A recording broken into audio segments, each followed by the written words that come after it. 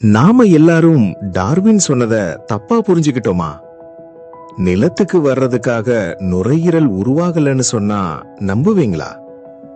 இன்னும் அதைவிட பெரிய உண்மை என்ன தெரியுமா? இன்று நம்ம உடலுக்குள் 380 மில்லியன் வருடங்களுக்கு முன் வாழ்ந்த ஒரு மீனின் சர்வைவல் சிஸ்டம் இன்னும் வேலை செய்து கொண்டிருக்கிறது. பொதுவாக நம்ம எல்லாரும் நம்புற விஷயம் என்னன்னா, கடலில் வாழ்ந்த பழமையான மீன்கள் நிலத்துக்கு வர ஆரம்பிச்சப்போதான் காற்றை சுவாசிக்க ஒரு புதிய உறுப்பை உருவாக்கினாங்க. அதுதான் நுரையீரல். பல ஆண்டுகளாக விஞ்ஞான உலகம் இதையே உண்மையா ஏற்றுக்கிட்டு இருந்தது. பழைய மீன்களுக்குள் இருந்த காற்று பைகள் மெல்ல மெல்ல வளர்ச்சியடைந்து நுரையீரலாக மாறினது என்று சொல்லப்பட்டது. இதையே சார்ல்ஸ் டார்வின் கூட ஆதரித்தார். ஆனா இப்போது கிடைத்துள்ள ஃபாசில் மற்றும் மாலிகுலர் எவிடன்ஸ் முழுக்க வேற மாதிரி ஒரு உண்மையை காட்டுது. உண்மையில் நுரையீரல் முதலில் வந்தது. பின்னாடிதான் பல எலும்பு மீன்களிடம் அந்த நுரையீரல் இன்றைய ஸ்விம் பிளாடராக மாறியது. இதுதான் விஞ்ஞானிகளை அதிர்ச்சியில் ஆழ்த்திய ட்விஸ்ட். ஏன்னா நுரையீரல் நில வாழ்க்கைக்காக உருவாக்கப்படலன்னா தண்ணீருக்குள் வாழ்ந்த மீன்களுக்கு காற்றை விழுங்கும் ஒரு உறுப்பே ஏன் தேவைப்பட்டது? இந்த கேள்விக்கான பதில் 380 மில்லியன் ஆண்டுகளுக்கு முன் நடந்த ஒரு உலகத்தில் இருக்கு. அது லேட் டிவோனியன் பீரியட். அந்த காலத்துல பூமியின் ஃப்ரெஷ் வாட்டர் பகுதிகள் ஆழமில்லாத சதுப்பு நிலங்களாக இருந்தது. அந்த தண்ணீரில் டிசால்வ்ட் ஆக்சிஜன் மிகவும் குறைவு. சாதாரணமாக மீன்களின் கில்ஸ் தண்ணீரில் இருக்கும் ஆக்சிஜனை பயன்படுத்தி தான் வேலை செய்யும். ஆனா ஸ்டாக்னன்ட் வாட்டரில் அந்த கில்ஸ் செயலிழக்க ஆரம்பிச்சது. அந்த சூழலில் மீன்கள் மெதுவாக மூச்சு திணறி இறக்க ஆரம்பிச்சன. ஆனா சில மீன்கள் மட்டும் உயிர் பிழைத்தன. அவங்க மேல நோக்கி நீந்தாம தண்ணீரின் மேற்பரப்புக்கு வந்து நேரடியாக காற்றை விழுங்க ஆரம்பிச்சன. இந்த பழக்கம்தான் ஒரு புதிய எவல்யூஷனரி மாற்றத்தை உருவாக்கியது. அந்த மீன்களின் கில்ஸ் அருகில் 2 வாஸ்குலரைஸ்டு சாக்ஸ் உருவானது. அதாவது காற்றிலிருந்து ஆக்சிஜனை நேரடியாக பிளட்டுக்கு அனுப்பும் பைகள். இதுதான் ஆரம்ப கால லங். முக்கியமான விஷயம் என்னன்னா, இந்த லங் நிலத்தில் வாழ்வதற்காக உருவாக்கப்படல. அது முழுக்க முழுக்க தண்ணீருக்குள் உயிர் பிழைக்க உருவான சர்வைவல் டூல்.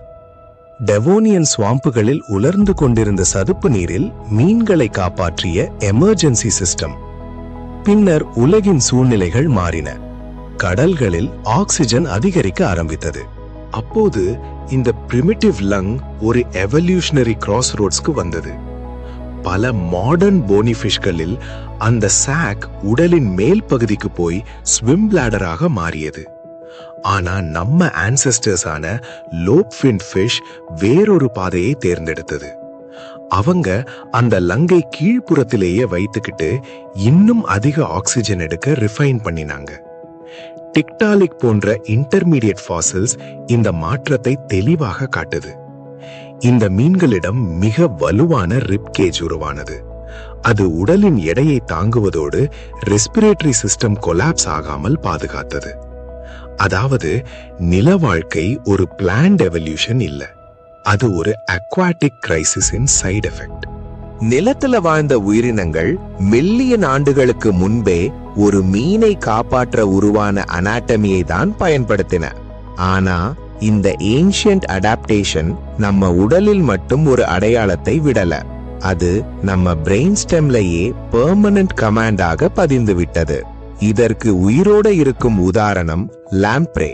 இது நூற்றுக்கணக்கான மில்லியன் ஆண்டுகளாக அதே பிரிமிட்டிவ் கில் ஸ்ட்ரக்சரை வைத்திருக்கும் ஒரு உயிரினம். விஞ்ஞானிகள் இதன் பிரெயின் ஸ்டெம்மை ஆய்வு செய்த போது ஒரு ஸ்லோ ரிதம் ஜெனரேட்டரை கண்டுபிடித்தாங்க. அதன் வேலை ஒரே ஒன்று, சில நேரத்திற்கு ஒரு முறை மேலே வந்து காற்றை வலுவாக இழுக்க கமாண்ட் அனுப்புவது. அதிர்ச்சியான விஷயம் என்ன தெரியுமா? அதே நியூரோலாஜிக்கல் சர்க்கியூட் மனிதர்களின் பிரெயின்லயும் இன்னும் இருக்கு. நாம இப்போ தண்ணீரின் மேற்பரப்புக்கு நீந்த வேண்டிய அவசியம் இல்ல.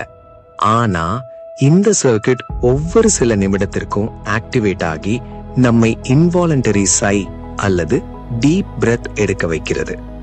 இந்த சைஸ் நம்ம லங்ஸ்ல இருக்கும் டைனி ஏர் சாக்ஸ் கொலாப்ஸ் ஆகாமல் பாதுகாக்கிறது. அதாவது 360 மில்லியன் வருடங்கள் முன்பு ஒரு மீனை மேலே வந்து காற்றை இழுக்க சொன்ன அதே ஏன்ஷியன்ட் டைமர் இன்றும் நம்ம உடலில் இயங்கிக் கொண்டிருக்கிறது.